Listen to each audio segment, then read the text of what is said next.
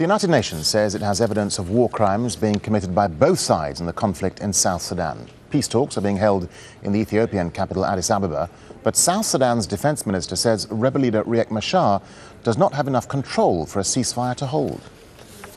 Even if peace agreement is signed, or a cessation hostilities, still these people who are not under the control of Riek will continue creating insecurity and to the people and to the government itself. 200,000 people are estimated to have fled their homes to escape the fighting, many to neighbouring countries including Uganda and Ethiopia. Aid agencies are appealing for help as they struggle to provide water and sanitation. The United Nations Refugee Agency says hundreds of people are ill with malaria, measles and diarrhea. Well, the conflict has displaced thousands of students and many schools have had to close. When fighting began in December, final exams at primary schools across the country were cancelled. But as Jamal Elshayyal reports, it's not stunted the students' hopes of making the grade. It's exam time for primary school students in South Sudan. Here at St. Joseph's Church School, children are being tested to see if they'll be able to advance onto secondary level for the next academic year.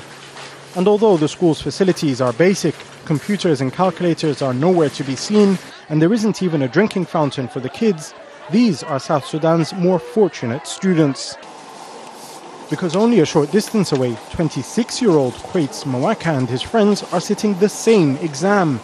Not at a school, but at a UN camp housing some of the thousands who fled the fighting that's been ravaging parts of the country.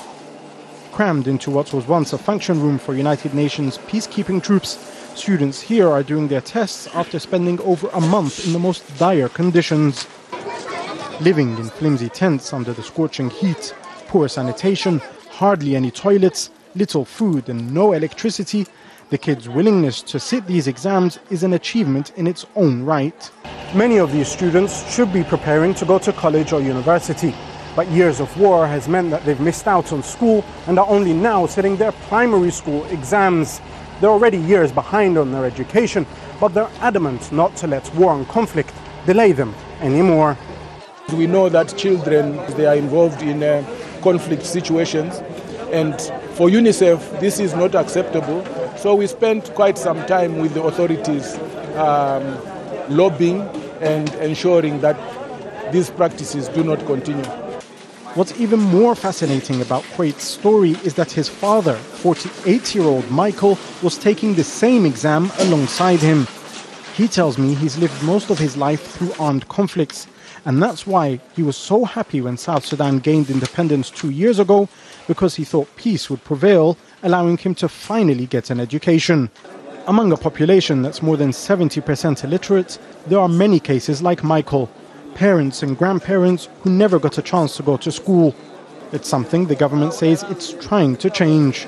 After the long war, which just ended, we are supposed now to be given an opportunity, learning opportunity for not only our children, but even our citizens, because we have a very comprehensive education system which should not only benefit children, but even our other citizens, no matter how old they are. Back at the UN camp, the students find relative joy in that they've completed their final exam. I want to be a doctor. Some tell us they wish to be doctors to help treat those wounded by war. Others say they want to be teachers to ensure that South Sudan's coming generations are educated from the very start. Jamal Elshayyal there reporting from the South Sudanese capital, Juba.